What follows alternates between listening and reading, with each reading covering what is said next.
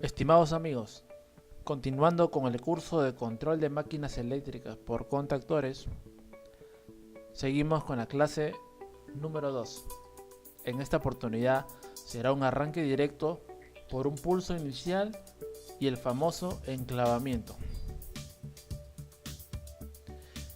Aquí podemos ver un esquema en el cual se interpreta cuál es ese control con un pulso inicial y cuál es la parte de enclavamiento. Vamos directamente a la simulación. Aquí ya en el software podemos observar de nuevo los componentes, al igual que el arranque directo con pulso permanente, que era en esta línea. Se añadió un pulsador normalmente cerrado. Si pueden observar en su pulsador físico van a encontrar los números 1 y 2. Cualquier número que termine en 1 y 2. Por ejemplo, pueden encontrar 21, 22, pueden encontrar 23 y 24, pero ese sería un pulsador abierto. Entonces hay que tener en cuenta que cuando es 1 y 2 es cerrado, y cuando es 3 y 4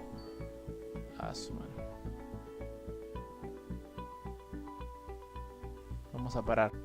Aquí ya tenemos nuestro circuito de control y nuestro circuito de fuerza en el software K-Décimo.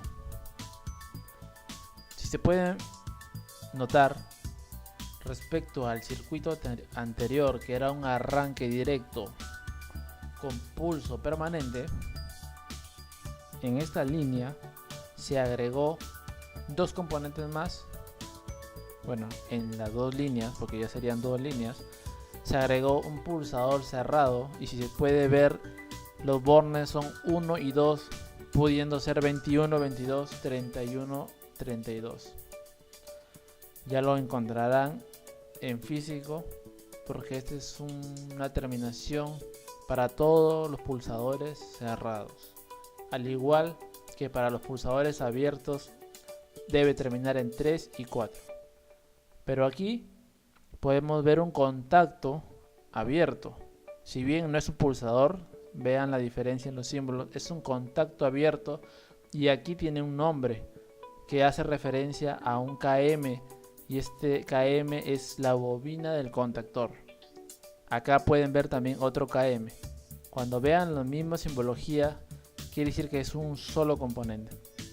Quiere decir que cuando se active la bobina, no solo se cerrarán los contactos iniciales, sino también se cerrará este contacto. ¿Y para qué se está haciendo este control? De manera que cuando yo pulse nuestro pulsador abierto, va a cerrar la línea y va a llegar la energía. Pero si yo suelto, se va a cortar la energía. Justamente para eso está este circuito de enclavamiento.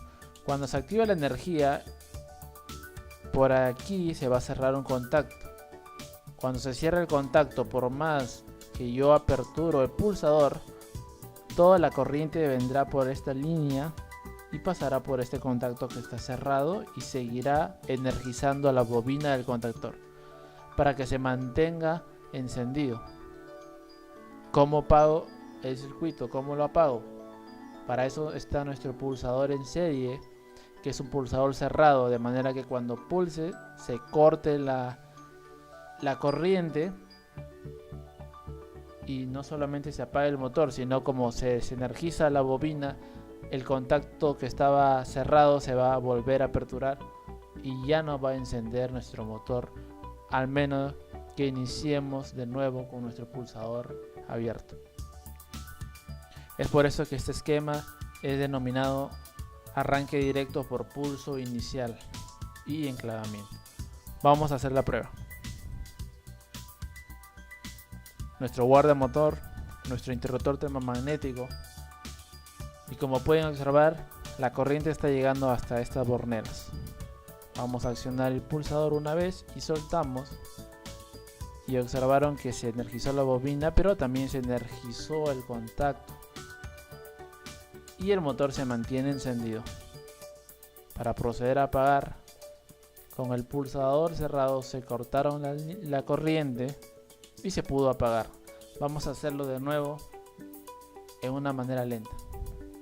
Si yo mantengo presionado, se dan cuenta que la energía que llega a nuestra bobina cierra un contacto abierto, de manera que cuando yo aperture, y como es instantáneo, no hay ningún problema, ya que la corriente eléctrica sigue llegando por esta línea.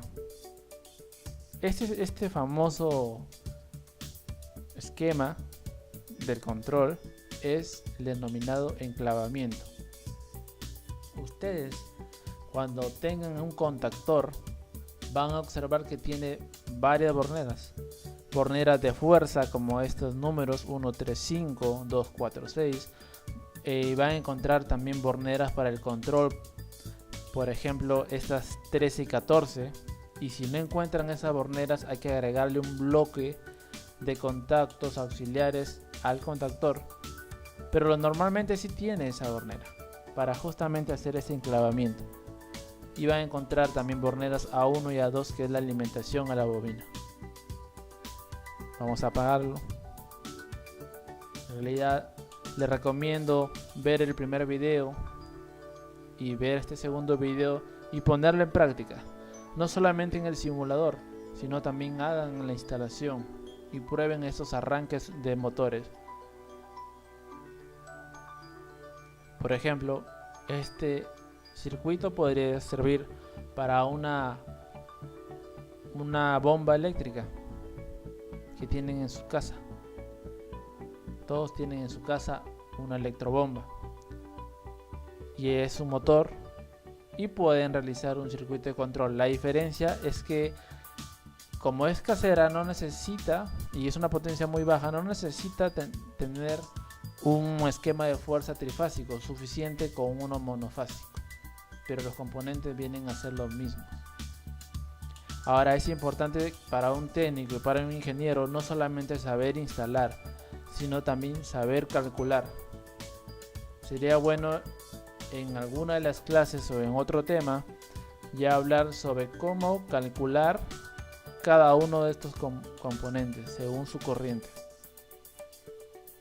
Para el circuito de mando no van a tener mucho problema, pero sí para el circuito de fuerza, porque van a ver que hay motores con diferentes potencias, diferentes HP, y según la potencia es que se va a calcular la corriente para poder calcular la dimensión de nuestros conductores, teniendo en cuenta la corriente de cortocircuito y también teniendo en cuenta la caída de tensión. En el circuito de control puede afectar la caída de tensión cuando veamos un arranque desde dos estaciones, y si están muy separadas hay que tirar el cable muy lejos y hay que ver si está llegando la corriente en ese punto, si está la tensión disminuida o está todo correcto.